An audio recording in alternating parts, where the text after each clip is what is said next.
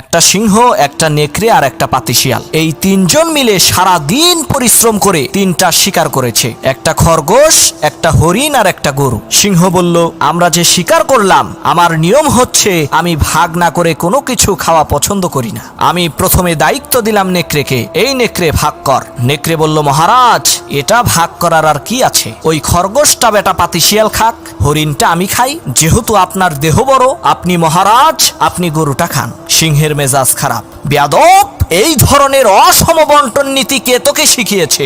এক থাপ্পড় মেরেছে, নেকড়ের কল্লা 50 হাত দূরে যেয়ে পড়ছে। এবার সিংহ শিয়ালকে বলছে, এই শিয়াল ভাগ কর বেটা। শিয়াল কয়, মহারাজ এর মধ্যে ভাগ করার কিছু নাই, আপনি ব্রেকফাস্ট করবেন খরগোশ দিয়ে, লাঞ্চ করবেন হরিণ দিয়ে, আর ডিনার করবেন গাভী দিয়ে। মহারাজ খুব খুশি। হে রে শিয়াল রে, এত ইনসাফ ভিত্তিক বন্টন নীতি কে তোকে শেখালো রে? শিয়াল বলে, কিছুক্ষণ আগে যে কল্লা দিয়ে গেছে